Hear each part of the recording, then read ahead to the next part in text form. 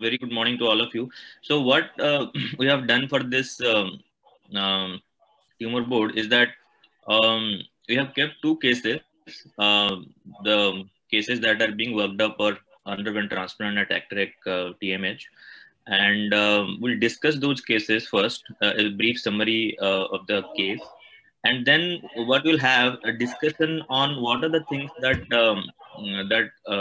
you should know about the role of autologous stem cell transplant in lymphoma per se, and how to quote an evidence, how to quote an outcome, and it will help also in how to write an exam also. So we'll just discuss that, and I have with me Dr. Sumit and Dr. Sachin, and Naveen sir also will join when he gets time. So I think we should start with the first case. So who's going to present? Kunal, you're going to present? Yes, sir. Yeah, so Kunal, you start the case. Okay. We'll begin a case with case of relapsed Hodgkin's lymphoma.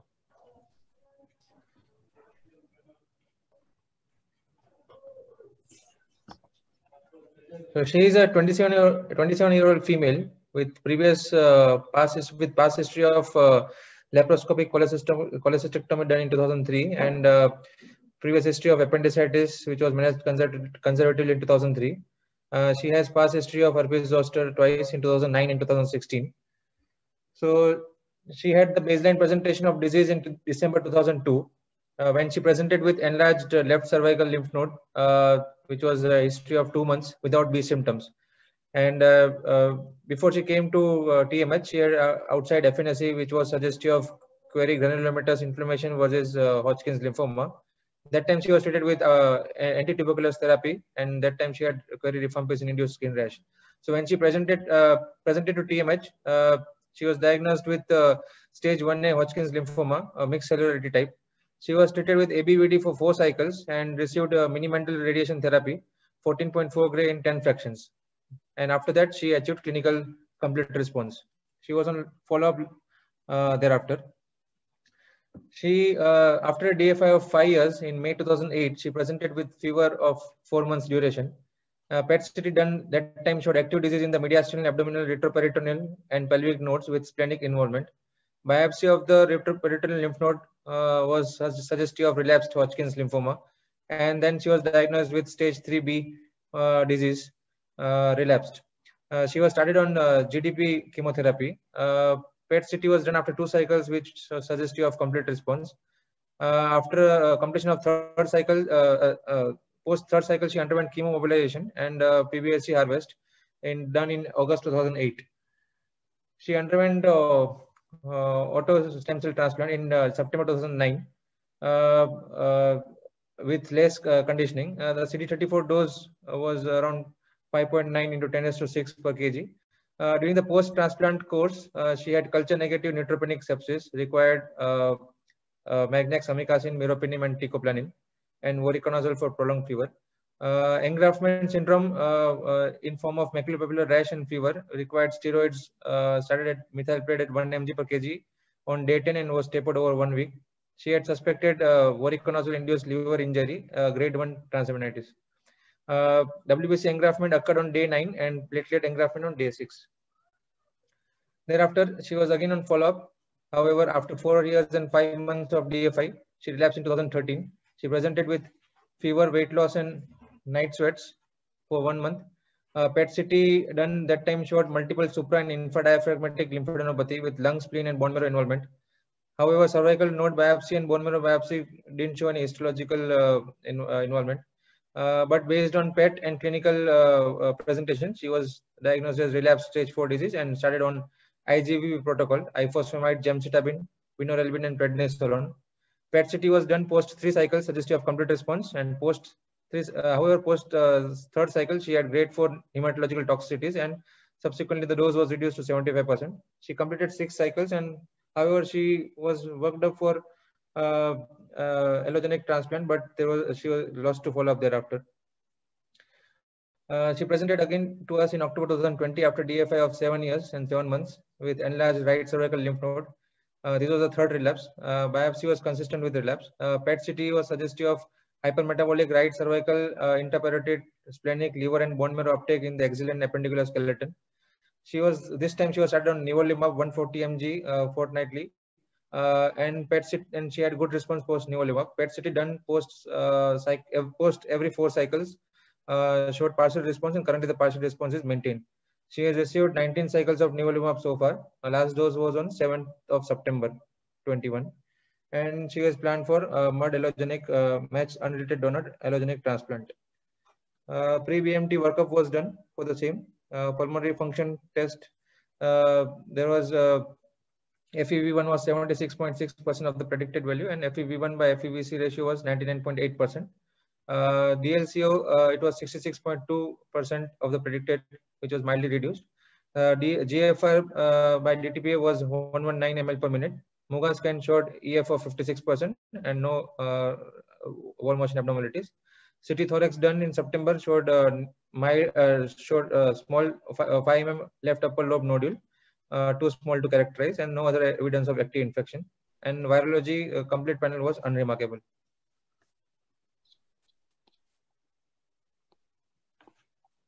Yeah. So thank you, Kunal.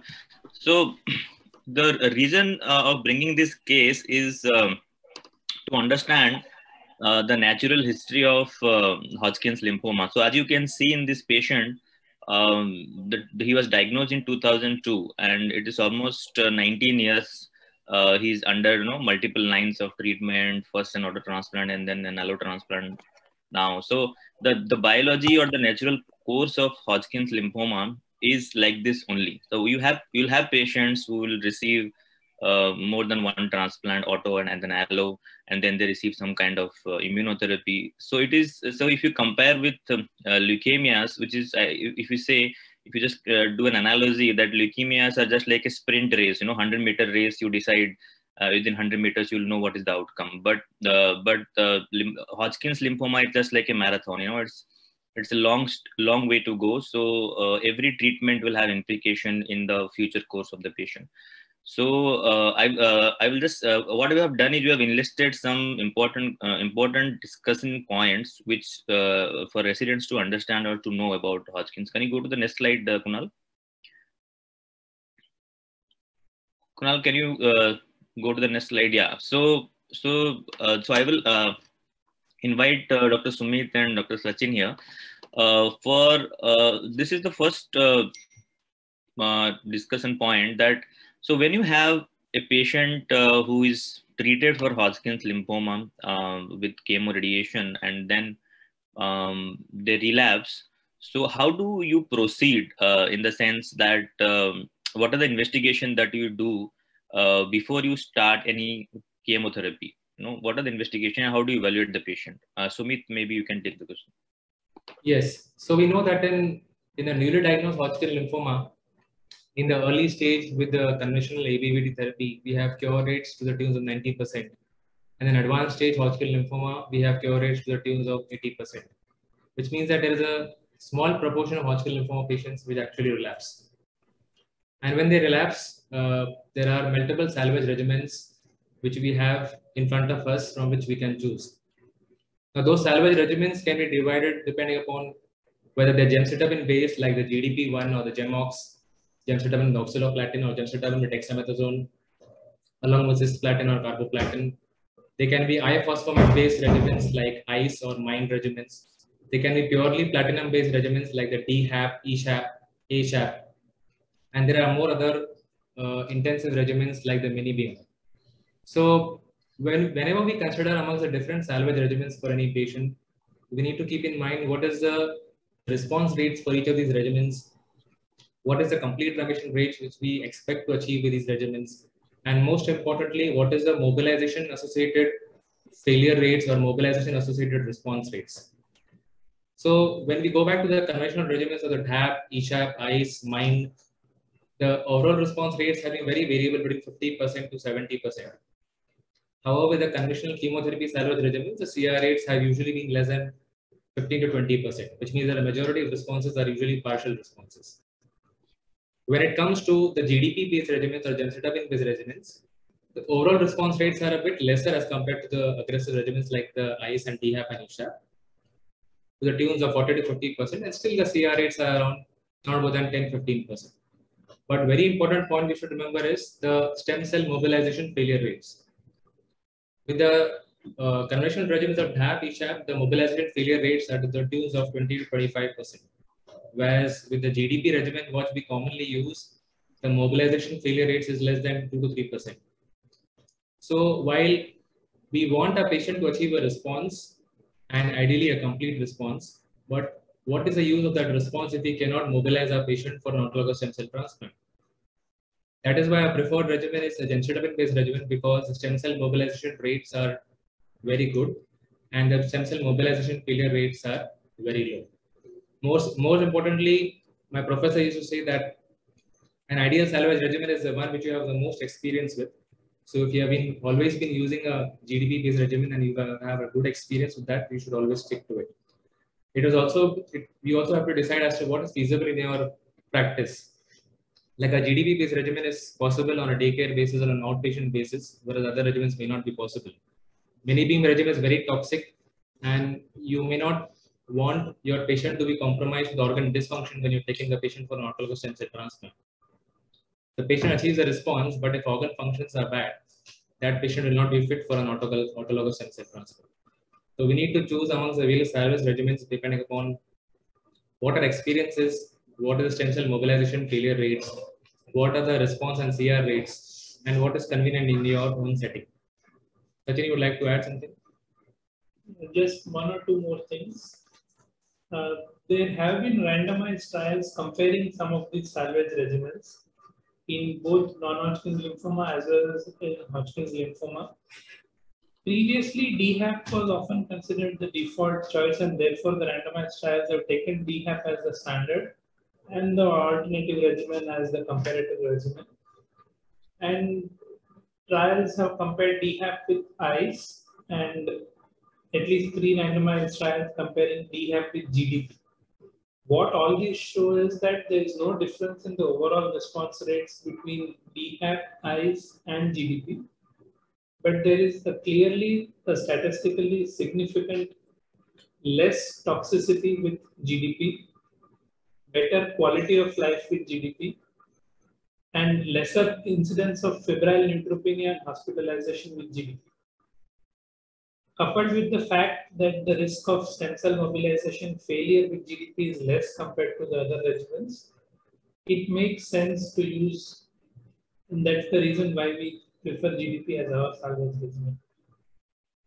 Yeah. So thank you to both of you. So as I can make out and conclude that we have regimens as salvage, as both of them discussed about the various types, and the one thing that is common is the response rates, I think, are more or less similar, but the important thing is toxicity. And and as I discussed, that Hodgkin disease is a marathon for a patient. So we need to be careful when we give any regimen, because that will have implication in the subsequent line of treatment. So if you're planning to take chemotherapy, an intensive salvage regimen, you may end up giving more toxicity, and that will have implication in the transplant as well.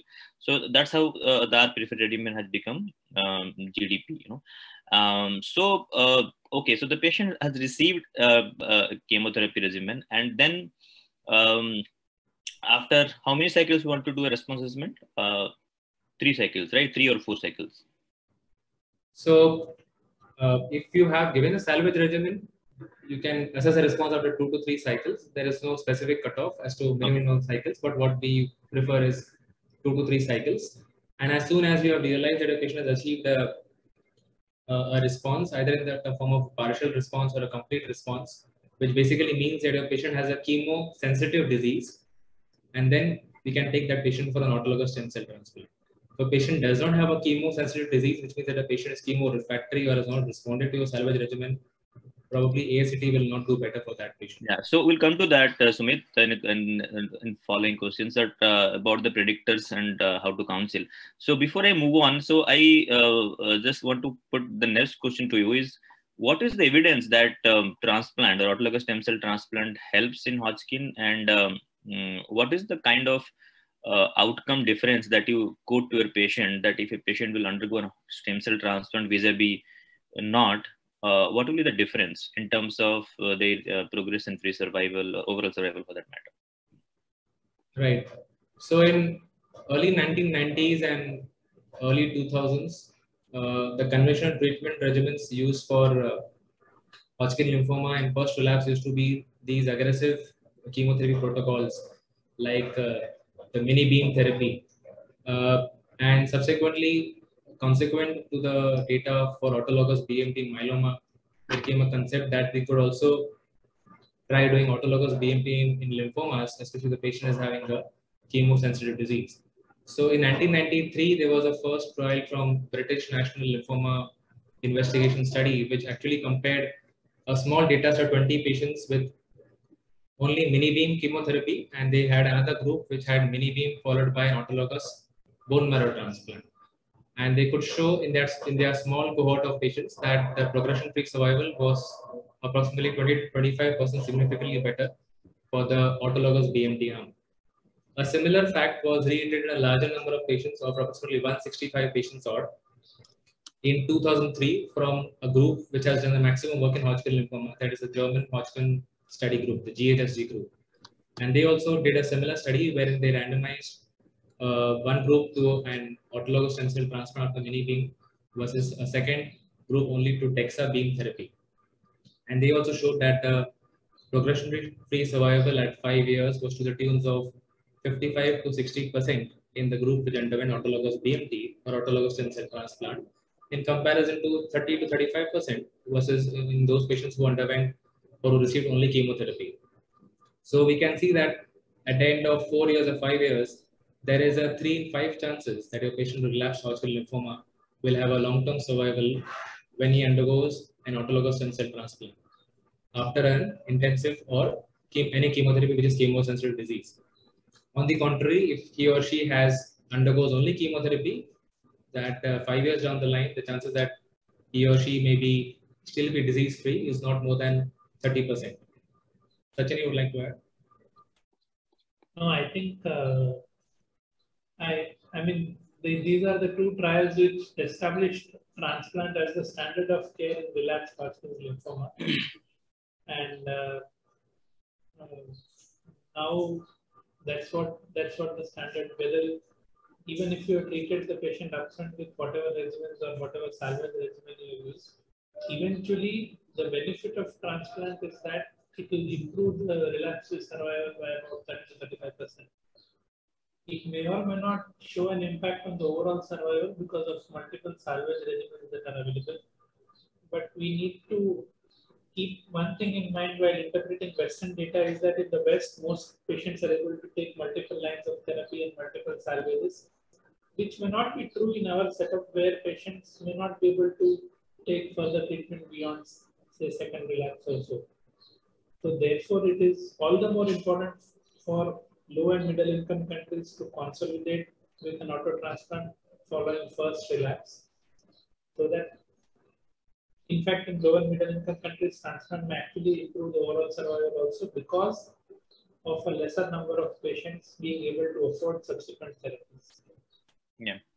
So, if just summarize, we have got two trials, right? One is British group, that is British National Lymphoma Investigation Study Group, and one German. So both the studies, I think, are in the era of 1980s. Am I right? 1980s or no? 19... One was in 1980s, published in 1993, and the other was published in 2003.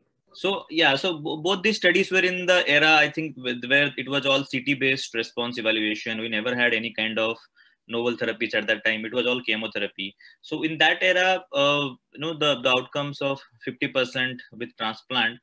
After that, in last 2 decades, we have moved to all PET-based imaging, and we prefer doing transplants when the PET is negative. So in that way, the selection of patient and the use of novel therapy has changed the landscape of transplant. And second thing is about the role of allo transplant has emerged in the last 2 decades, where I think the evidence for that was not very robust in those times. So now the patients are undergoing allo transplant, even failure of auto. So that's how it is improving the outcomes overall.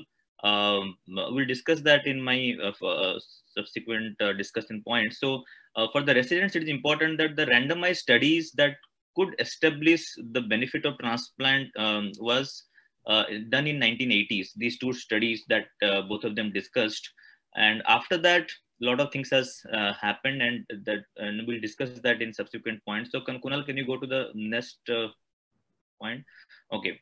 So how will you counsel? So now I was coming to that only. How will you counsel? Because what the evidences were in the era of CT. So now we have got PET. So now when you give a salvage chemotherapy and suppose the patient achieve a PET CR, and then you do autologous stem cell transplant vis-a-vis a patient who is not in PET CR, and then you want to do autologous stem cell transplant. What is the difference in outcome, and how will you counsel the patient? Maybe Sumit can start. Right. So for any Hodgkin lymphoma patient in first relapse, we do counsel that patient for an autologous stem cell transplant. We first explain the basic procedure for an autologous stem cell transplant. That is, we give the patient a chemotherapy, which can be a GDP-based chemotherapy, followed by assessment of response with a PET CT. See if the patient has achieved a response or not, and then take that patient for stem cell collection with a GCSF, the Rexafor based stem cell collection, or a chemomobilization based stem cell collection. And we cryopreserve those stem cells in the blood bank, and subsequently we take that patient for a high dose chemotherapy, which can be a beam chemotherapy or a laser chemotherapy, followed by stem cell infusion. And after we give the stem cell infusion, the counts become low for a period of 10 to 15 days, and then they gradually start coming up. The patient needs to know that they are going to go through an intensive chemotherapy, which is much stronger than the current chemotherapy which they are receiving for their relapsed refractory lymphoma.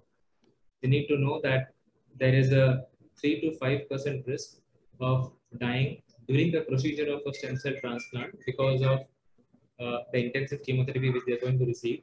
That is called as TRM, or a transplant-related mortality. Subsequently, they should also understand that with respect to their disease, there is a 60% chance or 50% chance, especially if the patient has achieved a sort of responsive disease in the form of a PR or a CR, that their long-term survival is going to be at least 60%. Albeit, they should also understand that yes, there is a small risk of transplant-related mortality, and there is still a 35 to 40% chance that in spite of doing this intensive chemotherapy followed by stem cell rescue or an autologous stem cell procedure, there is a 35 to 40% chance that the disease will still come back. And obviously, there are some predictors for disease coming back or not that we'll see. And in terms of a long-term follow-up rates, they should understand that because of the intensive chemotherapies which are used for conditioning, there is a 2 to 3% risk of a second malignancy in long term, say 10 years down the line, 15 years down the line. So even if the patient is more than 10 years post autologous stem cell transplant, it should be following up in the OPD at least once a year so that we can diagnose any second malignancy. So while counseling a patient, we should tell them that what are the expected survival rates or the benefit rates or the cure rates of an autologous stem cell transplant 5 years down the line. What are the expected relapse rates? What is the expected transplant mortality with respect to the intensive conditioning chemotherapy which are going to give the patient? What is the long-term risk of second malignancies? And one more important risk is which we should tell is the risk of infertility. So in Hodgkin lymphoma patients, when we give ABVD, we give GDP, they are usually not that toxic to your gonadal organs.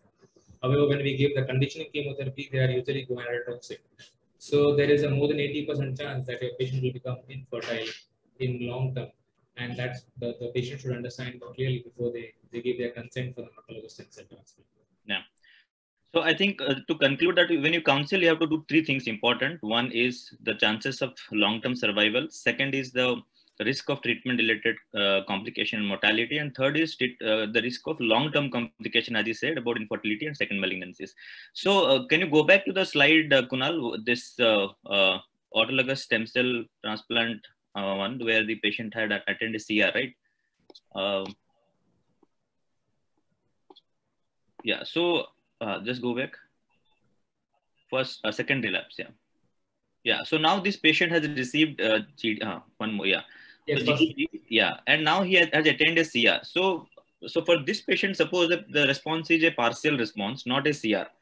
So So Sumit, what will you do? Will you counsel for autologous, or you want to achieve a CR before transplant, or you want to do something else? Because suppose that if it is CR, what is the outcome you're going to quote the patient? Long-term outcome. So Right. this is a very important question which we should understand and we should tell our patients that the extent of disease response or the actual disease response pre-autologous stem cell transplant is very important for predicting the long-term outcomes with respect to that disease when it comes to autologous stem cell transplant, especially in Hodgkin lymphoma. So while I said 60% is it's just a blanket statement, it encompasses many subgroups. So if a patient has achieved a complete metabolic remission prior to the autologous stem cell transplant on a PET CT, which means that DOL 1, 2, or 3, the long-term survival at 5 years is up to 75 to 80%. On the other hand, if the patient has achieved only a partial response, that is a DOL of 4, the long-term response rates is around 55 to 60% and not more than 60% for sure. On the other extreme, if you have a patient who is very chemo-refractory, stable disease or progressive disease, and you're taking that patient for an autologous stem cell transplant, those patients actually don't have a chemo-sensitive disease. So we should keep in mind that their response to an autologous stem cell transplant will not be great. And their outcomes in long term at 5 years is not going to 20 to 25% when you're going to take them in a stable disease for transplant. So this patient actually achieved a complete remission in a PET CT prior to the autologous stem cell transplant. That is why she had a very good disease-free interval even after her autologous stem cell transplant. Yeah. So that was the thing that I was mentioning, that when you have a PET CR, you have almost 70 to 75%. But when you have a PET PR, a partial response, as you said, when it develops 4 or 5, and you want to do an autologous stem cell transplant, there the outcomes were not very great. I would say still around 50%. So what that was the development that has happened in last decade, where there was incorporation of novel therapies like use of brentuximab, pembrolizumab, or nivolumab along with chemotherapy. So combination of salvage chemotherapy and the novel therapy, and that improved the CR rates of those patients, and that eventually improved the outcomes. So Sumit, you want to comment on that? So how to integrate novel therapies like brentuximab or nivolumab, and how they have changed the way the outcomes are nowadays along with autologous stem cell transplant? Right. So as compared to conventional, So, just to interrupt. So if you just give chemotherapy based salvage, now what is the CR rate you expect, and what is the CR rate you expect when you add novel therapy to it, and how it improves the overall outcome after transplant? so if we give a conventional chemotherapy salvage regimen like say GDP, the CR rates are not that great. They are to the tunes of 15 to 20% and not more than 20% for the conventional chemotherapy salvage regimens. So in the last decade or so, we have had multiple novel therapies, and we have brentuximab and nivolumab, both in front of us for Hodgkin lymphoma. So with going back to brentuximab, when it was used as monotherapy for relapsed/refractory Hodgkin lymphoma, the response rates were approximately 20% better than the conventional salvage regimens, and they were to the tunes of 70 to 75% as compared to the normal 55 to 60% of the conventional salvage protocols. And the CR rates were approximately 10% better. So if you have a 20% expected CR rate, which is a very high CR rate for a conventional chemotherapy protocol, and you give brentuximab monotherapy, the CR rates are to the tunes of 30%. Now, an important point to remember here is that when we add brentuximab along with a chemotherapy-based combination, the CR rates actually improve significantly. So you can give brentuximab with bendamustine, you can give brentuximab with ICE chemotherapy, you can give brentuximab with DHAP chemotherapy, and obviously you have to keep in consideration whether your patient will be able to tolerate that respective combination or not. So this in the era of this combination therapy with in combination of brentuximab with the combination therapy, the CR rates have dramatically improved from as low as 20% with the conventional salvage protocols, 30% to brentuximab monotherapy, to as high as 60 to 70% with the combination of brentuximab with the chemotherapy protocols. So as we know from our previous knowledge covered in this question, that the patient has achieved a PET CT CMR the likelihood that they will be a long-term survivor will be very good.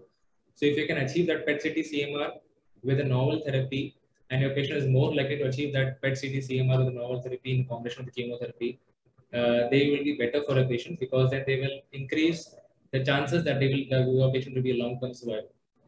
There have been some studies even on brentuximab along with nivolumab in combination, where the CR rates are to the tunes of 75 to 80%. So yes, novel therapies are better. Novel therapies have improved our patients' ability to achieve complete metabolic response prior to the autologous stem cell transplant, and more patients can ultimately undergo autologous stem cell transplant. And it is also important to bear in mind that these novel therapies are fortunately not stem cell toxic.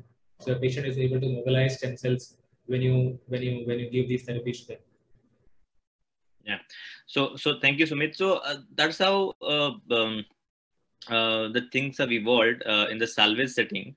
So Anbarsan has asked a very important question. It's a thought-provoking question, that what should be a better which one is better as a novel agent to integrate with chemo, whether it is brentuximab or it is pembrolizumab, if you want to combine with That's chemo? a difficult question, Anbarisan, to be honest. There is no head-to-head comparison of BV plus chemo versus either of the checkpoint inhibitors versus chemotherapy. I think we can choose whatever is feasible in your setting. Many times we use nivolumab-based regimens because brentuximab per se is not available in India as of now. And the response rates noted with nivolumab and nivolumab plus ICE are equivalent to the response rate what we have seen in brentuximab and brentuximab plus the other chemotherapy backbone regimens. So I think whatever is logistically feasible in your setting, we can choose that. Yeah, so there is a study of comparison of pembro versus brentuximab, a phase 3 randomized clinical trial that was published, presented in EHA last year, and where pembrolizumab was superior, but that was in the group of patients were not transplant eligible. So, and there is a recent data that has come from MSKCC of combining pembro with GVD, gemcitabine, vinorelbine, and liposomal doxorubicin, where the overall response rate is 100%. It's a phase 2 prospective study of around, I think, 40 to 50% with 70% CR rate. And if you compare with brentuximab with chemo, you will get somehow around 70% overall response rate with 60% CR rate. So this is all comparison, very cross trial comparison, which may not be right to do. We need definitely this RCT is going to be done by somehow by any center in future, that which is the best novel agent, whether it is brentuximab or whether it is immunotherapy when you combine with chemotherapy. So this is definitely a question of randomized clinical trial, and as you rightly pointed out, BV plus chemotherapy. So this is one data that was presented and published last year by Dr. Ranjana Advani group about use of brentuximab with nivo. So combination of a checkpoint inhibitor with brentuximab, and the 5-year follow-up was published last year, where the survivals after autologous transplant was overall 90%. And those who underwent transplant, it is almost 95%. And those who didn't underwent transplant, if you combine the whole group, it was around 80%, I think. So that is the best outcome that we got in Hodgkin, in a relapsed refractory Hodgkin, by using a dual novel therapy and then autologous stem cell transplant. But these are all single arm phase 2 studies with small number of patients, but definitely they are impacting the clinical practice in many centers also. But we have to see the cost of it. And as I said, Hodgkin's lymphoma is not a sprint race. We have a long way to go. So we have to be careful when we use all the lines of therapy at one go, and nothing to give when they progress. So that's how I think. But what's your thought, Sumit, about those use of dual novel therapies, using everything possible and then do the transplant? So how do you kind of analyze those data?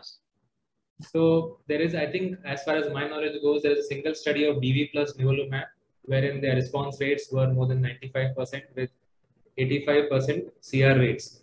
So CR rates are very good with BV plus nivo in combination. But BV it's not an easy drug to handle. Nivo also is not an easy drug to handle. When you combine those, it is becoming difficult. So we don't have a personal experience for that, but yes, with respect to the BV plus Nevo. With respect to the CR rates, yes, they are very good, but we should choose according to the financial capability of the patient.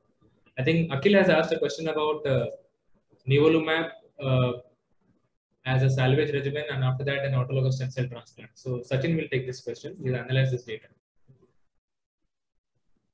Yes, that is a very important question. Although Nevo is not FDA approved for pre-auto relapses, but we have had a few patients in whom we have used nivolumab and then taken them up for auto transplant. I believe we have about 4 or 5 such patients, and as far as I can remember, there is not much difference in their acute toxicities post-transplant. All those 4 or 5 patients are doing well, and I don't recall any one of them having relapse. But it is important to remember that these checkpoint inhibitors are used before an allogeneic transplant. There is a significantly increased risk of graft versus host disease. For auto transplant, it seems that the acute toxicities are not much different. Obviously, long-term toxicities, if there are any, we'll have to see over a period of time. But it does look like acute toxicities are not overtly different from the routine salvage therapies. Yeah. So moving ahead. So now we have the evidence and data for use of novel agents pre-transplant as salvage. So now we have a same kind of incorporation of novel agents as a post-transplant strategy, and then when they relapse as a bridge to allo. So we have novel agents all over now. So now, Sumit, if we have a patient who has not attained a PET CR and then underwent an auto transplant. So what is the post? So as you said, the chances of relapses are higher because the PET is not a CR pre-transplant. So what will be the post-transplant strategies to prevent a relapse and improve the outcome? Okay, so there have been, the conventionally we counsel your patients for a relapse refractory Hodgkin lymphoma for an autologous stem cell transplant. We tell them that the relapse rates are to the tunes of 35 to 40%. But there are special scenarios wherein these relapse rates will actually go on increasing from 40% to say 60 to 65%. And there are these special cohort of patients, that is, if there's a primary refractory Hodgkin lymphoma who's been refractory to an ABVD and along with that, one more salvage chemotherapy upfront, it's a primary refractory lymphoma. If a patient is relapsed within 12 months of achieving CR1, or if a patient has relapsed later, but he has a very bad extranodal disease involvement also. So these are a cohort of patients wherein the conventional relapse rates go on increasing from approximately 35 to 40% to more than 60 to 65%. So there has always been a dearth as in and paucity in how you manage these patients with respect to improving their outcomes after an autologous stem cell transplant. So there have been 2 studies. One has been a phase 3 randomized study called as the Athera trial, which basically compared a post-autologous stem cell transplant consolidation with brentuximab and compared that with the placebo. And they actually had these 3 groups of patients: those who are primary refractory disease, those who have relapsed within 12 months of CR1, and those who had an extranodal disease extensively at relapse. And then they showed that there was a 20% benefit with respect to the progression-free survival in the brentuximab group versus a placebo group. And recently there has been one phase 2 study also where they have used pembrolizumab after an autologous stem cell transplant for primary refractory disease patients or early relapse patients, so that the risk of relapse after an autologous stem cell transplant decreases. Unfortunately, it was a single-arm study. It was a phase 2 study, so there was no comparison with brentuximab. There was no comparison with any placebo. But the 18-month possibility that the patient will be free of disease is to the tune of 80%.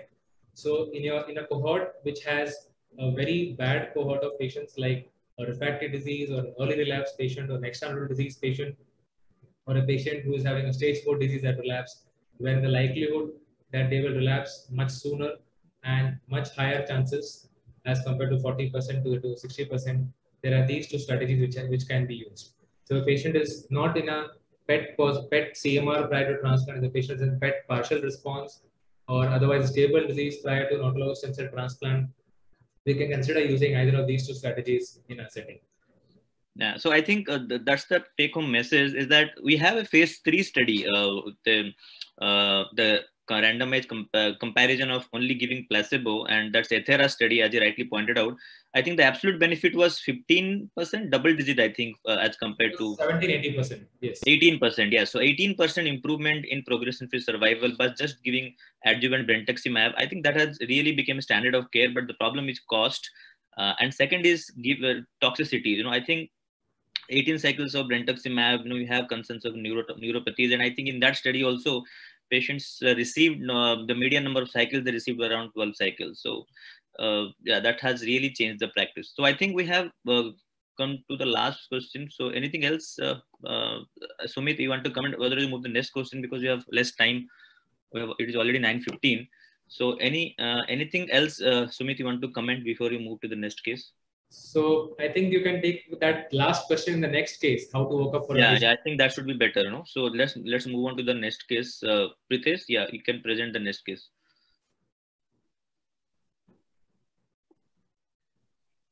So 53-year-old male, known case of type 2 diabetes mellitus on oral hypoglycemic agents, underwent history of laparoscopic cholecystectomy done in 2007, and family history: elder sister had CA breast and other sister had lymphoma. He got evaluated in December 2019 with complaints of low-grade fever, weight loss of around 16 kgs in 3 months, and yellowish discoloration of eyes. So his baseline hemoglobin was 7.8, TLC was 15,000, and platelet count was 1.5 lakhs. Albumin was 2.5 and creatinine was 0.32.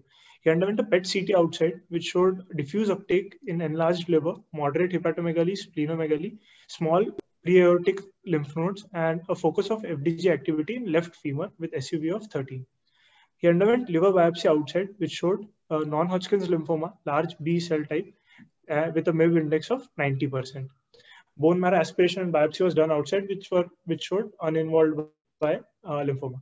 He was given one cycle of R-CHOP outside, and he presented to TMH in January 2020. HPR was reviewed at TMH, which showed DLBCL, and apart from that, characterization could not be done because of scanty tissue. So final diagnosis was made as DLBCL stage 4BE with liver and bone involvement, NCCN IPIF4 and CNS IPIF4. CSF was uninvolved, and it was planned to give 6 cycles of R-CHOP with ITMTX and HDMTX after cycle 2, 3, and 4. Post 4 cycles, he had complete metabolic and morphologic response, and he completed cycle 6 on 17th of May 2020. Major issues during chemotherapy were he had some mucositis and culture-negative febrile neutropenia, for which Magnix was given for 7 days. He was put on observation after May 2020. He presented in March 2021. He was on regular follow-up after May 2020 and no clinical findings. In March 2021, he presented with complaints of increased fatigue, breathlessness, fever, and weight loss of around 5 kgs. He got evaluated for the same and he was admitted at our hospital. PET CT was done, which showed multiple liver lesions, largest of size 1.5 centimeter with SCB max of 11.3. And we got a liver lesion biopsy done, which showed relapsed DLBCL with blastic features, positive for CD20, MUM1, BCL2, and MIB index of 90 to 100%. Bone marrow examination was done, which showed flow was involved by abnormal clonal lymphoid cells, 0.57%, suggestive of involvement. And final diagnosis was made of relapsed DLBCL stage 4BE with liver and marrow involvement. Disease-free interval of 11 months. And JC plan was made to give salvage chemotherapy with RGDP with carboplatin, and response assessment after 3 cycles, followed by autologous stem cell transplant. Post 3 cycles of RGDP, PET CT was suggestive of complete metabolic and morphologic response, and he was counseled for autologous stem cell transplant. Chemo mobilization was done after 5th cycle with gemcitabine, and peripheral stem cell harvest was done on 6th of June 2021. He completed 6 cycles of RGDP on 20th of July 2021. And he developed COVID in September 2021 when he was just being planned to taken up for transplant, and he's now being considered for transplant. His workup has been done. Routine labs are normal. A nutritional workup shows vitamin D and folate deficiency. Immunoglobulin levels were normal. Viral markers were all negative. 2D echo shows a 60% ejection fraction with no regional wall motion abnormalities. Muga scan shows 55% ejection fraction, no regional wall abnormalities. PFT was not done because he had developed COVID in that time. And DTPA GFR showed GFR of 59 ml per minute. So thank you, Pritesh. So this is a case of an early relapse DLBCL in a middle-aged male, and he has had multiple extranodal sites of involvement that relapse. So few questions pertaining to DLBCL, because DLBCL is the most common non-Hodgkin lymphoma which we take our patients for an autologous stem cell transplant. So Lingaraj, what is the role of transplant in DLBCL and what is the evidence for the same?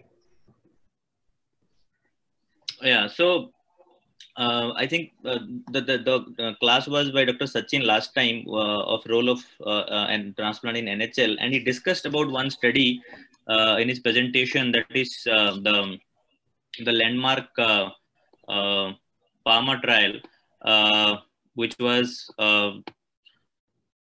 use of chemotherapy versus transplant. That is, the chemotherapy that they used was DHAP and 2 cycles of DHAP, and those who responded, they underwent transplant versus continuing 4 more cycles of DHAP. And that is a study done, as we discussed in Hodgkin, in the era where there was only CT based response assessment, and also there was no rituximab. That's important. That was pre-rituximab and pre-PET era. And if you see the outcome of that study, the event-free survival of those who underwent transplant after DHAP, it was around 50%, and those who continued just chemotherapy, their outcome was around 35%. So there was a 10 to 15% improvement in the event-free survival in the pre-PET and pre-rituximab era. After that, we have a study called Coral study, which was again a phase 3 randomized study. But the question they asked was, which is a better salvage regimen? But again, that's the large study. And I think both Parma and Coral study has somehow established the evidence that autologous stem cell transplant in salvage, in relapse refractory setting, improves the outcome by roughly around 15% in terms of event-free survival. But that again will kind of better divided when you have got a better response assessment tool like PET scan and incorporation of novel therapies. Sachin, you would like to add? Nothing much. I agree that these are the two important studies, in particularly the randomized trial which established transplant as the standard of care in relapsed DLBCL.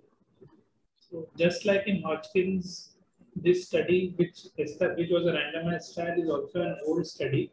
But having said that, the benefit that it showed in terms of the response, the progression-free survival, and the overall survival was large.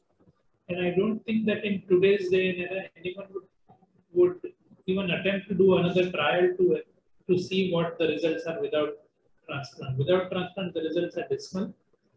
And I don't believe that any ethics committee would also give clearance to such a study comparing transplant versus no transplant. And we all know that with just continuation of chemotherapy, the results are not great. And eventually, what cures a patient with relapsed DLBCL is transplant, whether it is in the pre-rituximab era or whether it is in today's era. There is one thing which is important in the rituximab era, is that the relapses which happen after rituximab are probably biologically worse, and there is enough literature to say that those patients who have been exposed to rituximab, they tend to do worse with transplant or without transplant. But having said that, the Parma trial and the Coral trial, the results are not different, although one was in the pre-rituximab era and one was in the rituximab era.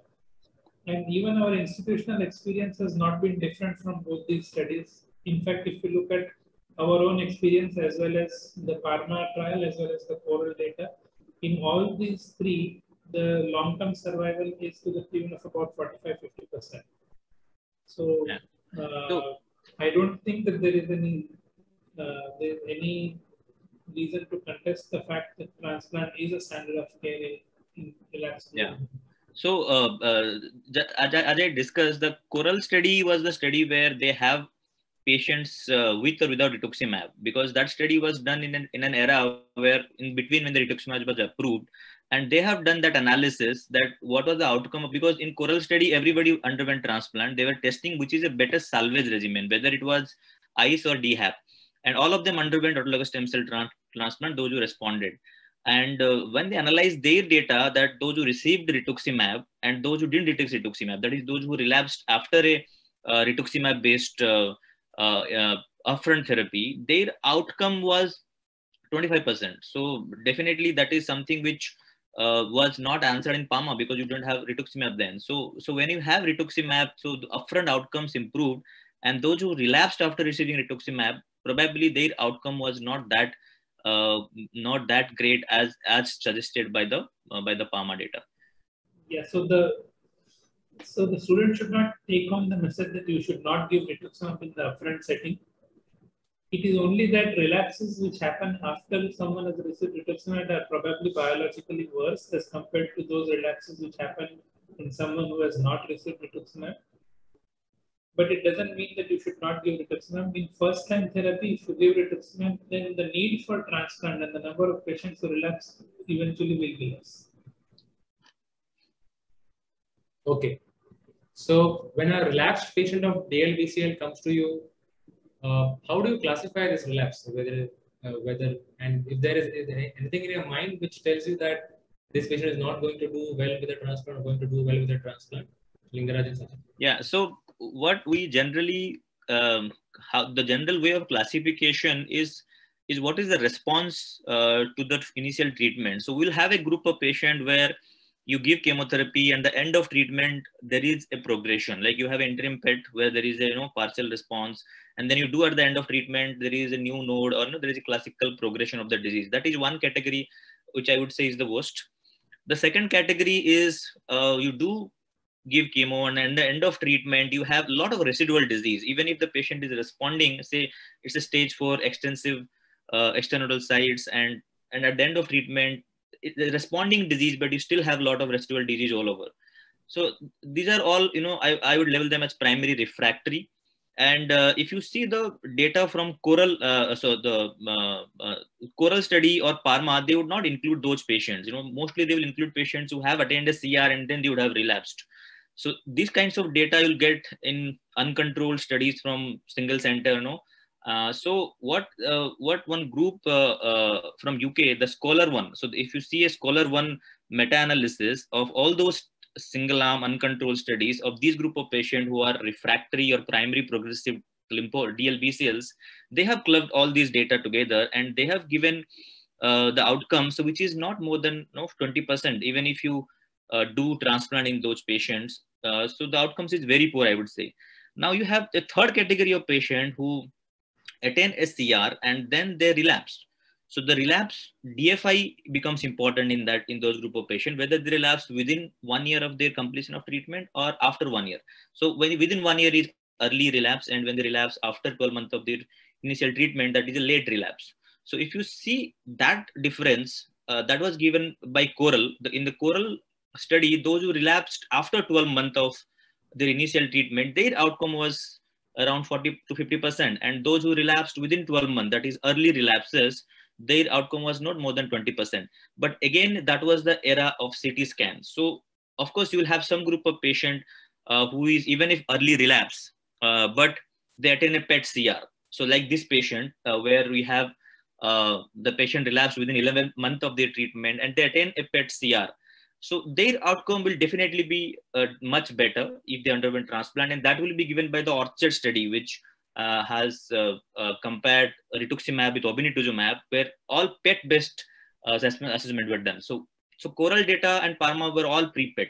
So now if you see the Orchard data, those who attain a PET CR before they underwent transplant after salvage, their outcome was around 70%, 60 to 70%, I would say. But that is again is a patient who are fit PS1. So I don't know what will be the outcome in our setting if they are PET CR and they underwent a transplant, even though they are early relapse. So to classify, I would say one is primary progressive.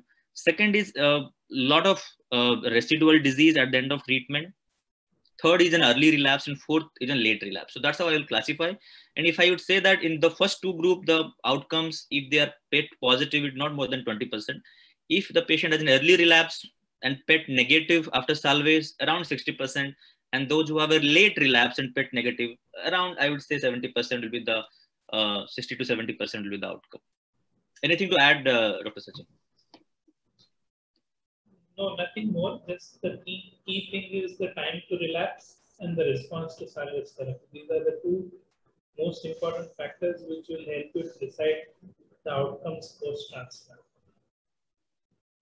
Right. So we briefly discussed upon the role of PET-CT and the assessment of response prior to giving the autologous stem cell transplant. So we have covered the salvage chemotherapy protocols in the previous discussion.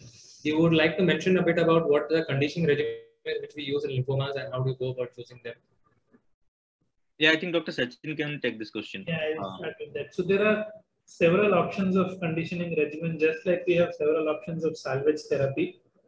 And for most of them, there is no head-to-head comparison between these regimens.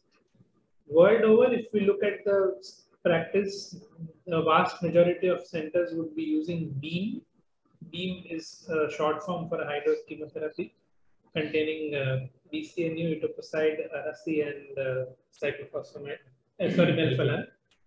So that is the regimen in most common use across most centers of the world. Having said that, there is another regimen which is called LACE, which stands for lomustine, Araci, cyclophosphamide, and etoposide. That is also a regimen, and there are other regimens like CBV and others. BEAM and LACE are the two most common regimens which are used in most centers of the world. Now, it is important to note that the drugs that are there in these two regimens are somewhat different, and the dose limiting toxicities of these drugs are also somewhat different. So that is why you would want to, as we discussed earlier, the BMT workup will include an assessment of the pulmonary function, the cardiac function, the renal function, and all. And based on this, you would want to choose what conditioning regimen to use. If everything else is fine, then either of the regimens can be used. There is no randomized comparison, but there is data, retrospective data, multi-center analysis from India to suggest that the results are not different whether you use BEAM or LACE, but the acute toxicities are less with LACE regimen. So in spite of that, because of the bulk of experiences with BEAM, most centers in the world will use BEAM. We use LACE. In particular, if patients have poor pulmonary function, then BEAM is not safe, and then we would consider LACE. Otherwise, there is not much to choose between one regimen over the other. Right. So we have covered the conditioning regimens. You would like to just mention about if there is anything specific in the pre-transplant workup which will make you modify the salvage regimen? Yes, as I said, the cardiac, pulmonary, renal functions and other things will help to guide whether to choose one regimen over the other. At our center, we use both regimens, but the preference is for LACE because of the less acute toxicities that happen with LACE, particularly the mucosal injury is less with LACE. So patients who receive LACE, they have lesser diarrhea, lesser mucositis, and lesser requirement of total parenteral nutrition. Having said that, if someone has poor pulmonary function, then LACE is preferred. If someone has poor cardiac function, then maybe BEAM is preferred because the high dose cyclophosphamide that is there in LACE is significantly cardiotoxic. And as far as renal functions are concerned, both regimens have some medicines which need to be modified, dose modified, but that will not help to choose one regimen over the other. Ritesh, can we go to the next two questions? So Lingaraj discussed the role of pre-transplant PET while he was discussing about the classification of relapsed refractory DLBCL. The next question, Pritesh. So, what is the role of novel agents when it comes to the management of relapsed DLBCL, and how does it impact your outcomes of a relapsed DLBCL when you take them for an autologous stem cell transplant? Yeah, so unlike Hodgkin, where the role of noble agents is well established, as we discussed in the previous case, in DLBCL, the novel agents that we have is now two, which are, but they are not in the setting of transplant. One is polatuzumab vedotin, that is a antibody drug conjugate against CD79A. And second is tafasitamab, and that is a monoclonal antibody against CD19. It's just the way you have rituximab against CD20, it is against CD19. So both these agents were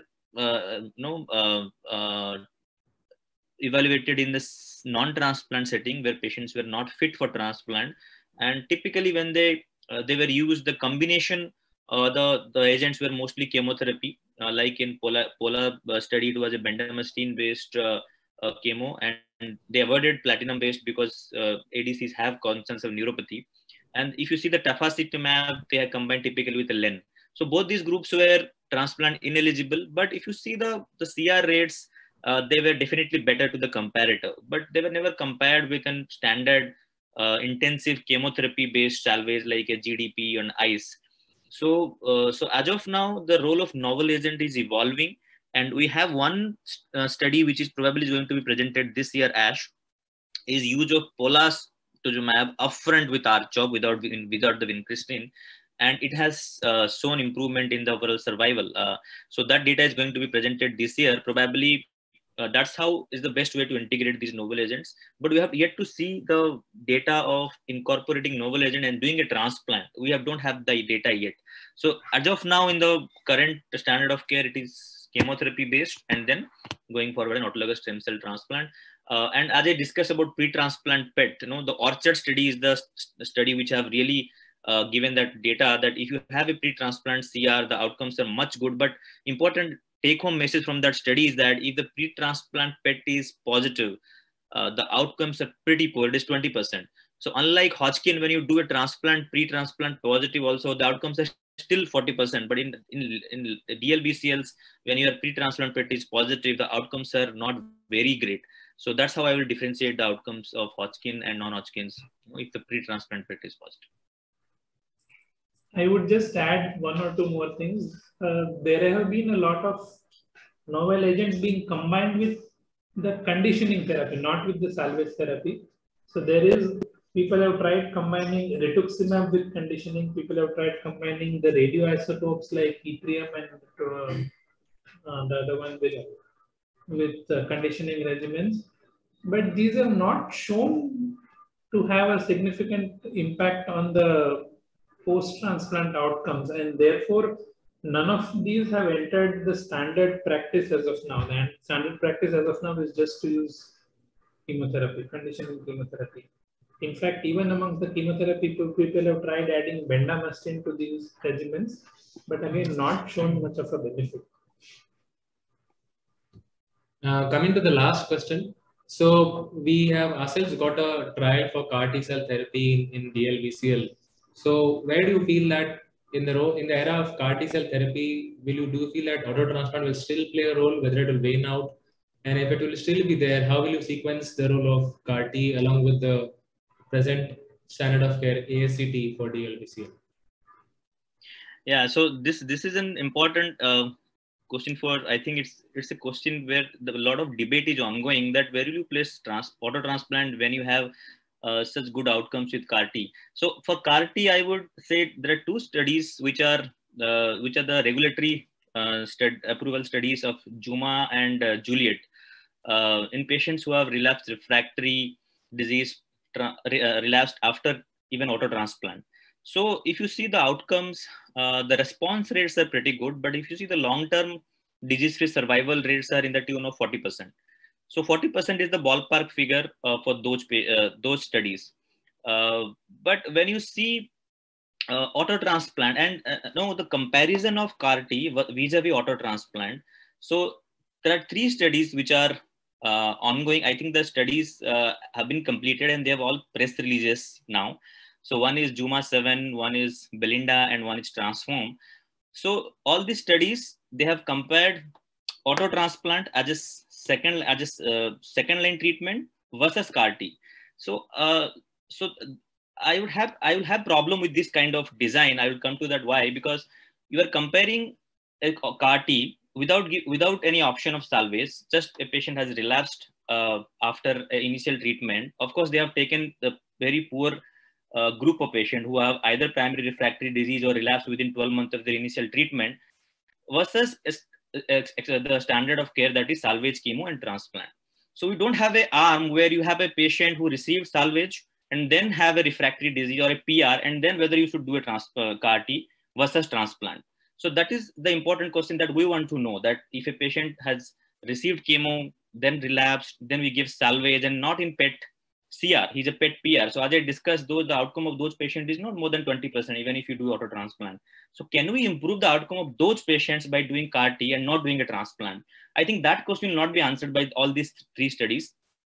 So out of the 3 studies, I think 2 studies are positive and 1 is negative. The Belinda is negative and Transform and Juma is positive, and all these studies are going to be presented this year as in December.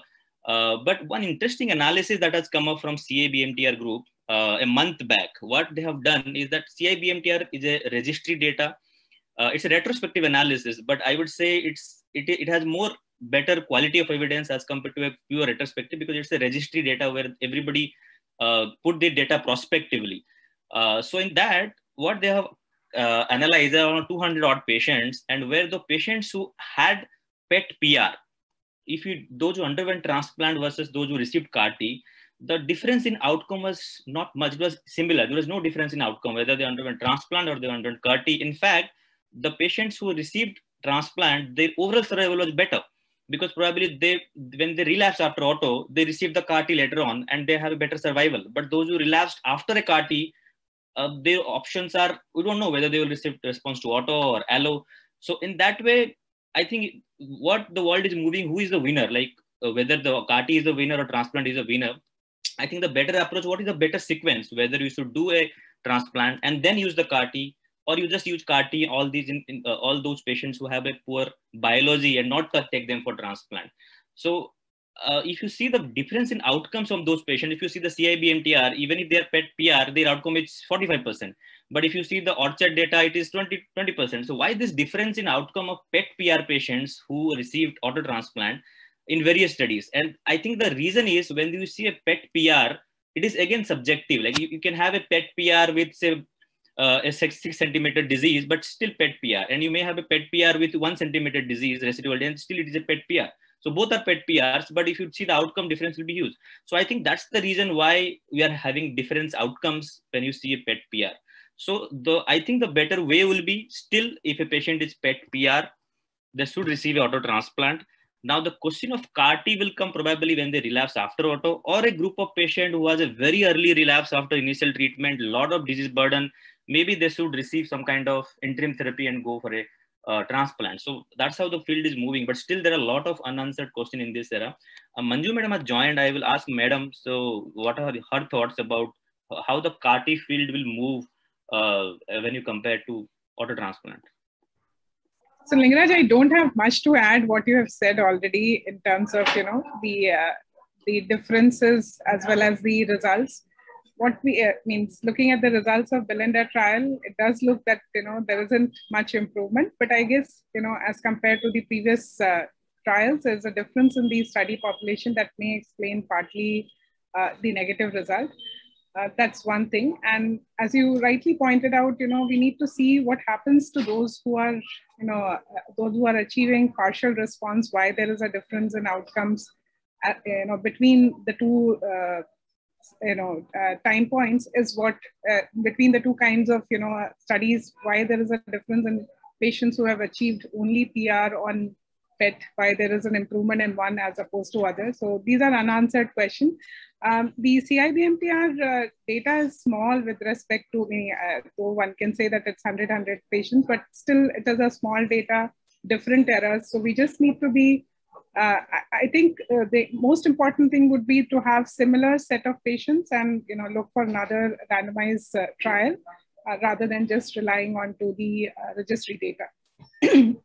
Yeah, ma'am, I think one thing is that, what's your comment that this PET PR, when we say it's, it's a quite heterogeneous group. Everybody, if somebody is responding, some with small disease, this is a PET PR, and if it is a bulky disease, still PET PR if it is responding. Do you think we should divide that PET PR group in a better way? So actually, if you look at the partial response in DLBCL on PET, if you do biopsy, many of them may not have disease. So that's probably the reason why there is a difference in outcomes. So not all PET PRs are similar. Some of them may be just false positive PET at the end of whatever interim response we have done. It may be a false positive PET, and that may be contributing. And I mean, once you do randomization, ideally you presume that it will be similar. The distribution will be similar of those who are false positive versus true positive. But we can't say that that has happened actually. So I guess to answer this question, if there is a site where where you're seeing partial response and it's feasible for biopsy, it would be better to do biopsy and then proceed with further treatment. Do you think all these 3 trials that will be presented this year is going to change any practice, like especially in the group of patients who are like early relapses, or primary refractory, not doing transplant, just giving CAR-T? Do you think it is going to change practice? I don't think it's going to change practice because, the followers of transplant and followers of CAR-T cell are quite, vehement in their approach. So, and especially for patients who are, not showing enough, even, they don't qualify a partial response. They may have responded, but may not have qualified as partial response. Or those who have failed, salvage therapy. I think CAR-T still remains an option till such time you get these bispecific antibodies in place and you have a bigger and more mature data for bispecific antibodies. Yes. And that's what I was coming, because if you see the CIBMTR data, the patients who received transplant, they have better overall survival. So and the CAR-T patients have poor overall survival. I think it's because of better salvage after auto, probably. So I am not sure, Lingraj. My always, you call me as transplant skeptic is, when we say that those who have received, what we ignore is the denominator from where we started and we took these patients for transplant, and then you look at the results. To a great extent, I feel that this results in selection of relative good players, which inflates the outcome both in terms of PFS and OS.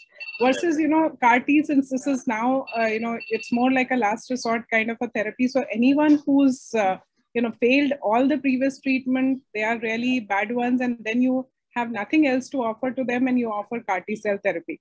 So you're inherently selecting somebody who's, really poor player and then doing an intervention and then you're looking at outcomes. So obviously your results are going to be inferior as opposed to if you're selecting somebody who has responded, at least demonstrated a chemosensitive disease, and then you do transplant and then you look at survival. So, I guess the disease biology is playing more role rather than therapy alone. Yeah, excellent point. So that's what when they did the subgroup analysis, they found that the patients who received auto transplant, they have less patients with less than 5 centimeter residual disease, but those who received CAR-T, they have more patients, almost 10% difference in the amount of disease burden. So that's the bias of the transplanters, that those who are having a less burden disease, let's take them for transplant. And those who have more heavy burden, I don't think they'll do well with the transplant, just send them to CAR-T. So that's how the personal bias of transplant is also in the PET PR group, that which is that PR which is going to do well with transplant and which is the PR which is, we should push for CAR-T. And that's how the selection bias, which is leading to this, a better outcome with transplant in PET PR, I think. Right. So we'll go through the 2 questions which are there in chat box. Yeah. So Lakan has asked that, just like blinatumomab has been shown to have a role in DLBCL, is there any role of inotuzumab, which is anti-CD22? I am not aware of any such data about inotuzumab in lymphomas. I'm not aware. I don't think there is any data. Inotuzumab actually was developed for DLBCL. It was tried in lymphoma, but it didn't work, and that is when it moved on to ALL. So it's interesting. Whatever we try and believe is it works out different in the real world. And I think next question is really interesting. So he is talking about a new drug, BITE. So this seems to be promising. The recent data with BITE, probably with the improvement in the technology, we might have some good result with this kind of drugs. So one last question from Amit. So is there any specific interval of relapse when we should consider reintroducing rituximab, and is there any role of rituximab with a patient is primary progressive or primary refractory? Sachin, you would like to comment? I think Kaushal sir can take this question. So I think it's a clear cut that if it is within less than 6 months, then you probably assume it to be refractory. More than 1 year, definitely we consider it to be sensitive. But given the drug's nature, probably I will be inclined to use it more liberally, even in the 6 to 1 year bracket. Another thing would be to look at CD20. But again, CD20 expression many times doesn't correlate with the response, for example, with bites and even with the antibody therapy. So given the tolerance, you would be liberally using. But if you used it earlier, then you probably know the value. You are probably getting little benefit with that. That was an end to all the chat box questions. Yeah. So Lingaraj, you want to add something, or we can No, end it? I think this is the end of it. I think we have already 9:50 now, so we should end it unless somebody has any comments to make. Okay, Manju ma'am has added another bispecific antibody which has been shown to produce. So I think last year, Ash, there are 3 bispecifics which are looking quite promising. I think probably this is the way forward when you have a good, better competitor for CAR-T now, just like in ALL. So I think this is the way forward. Okay, so it's 9:45, so I think we can end here. Anything wants to add something or something else? So thank you.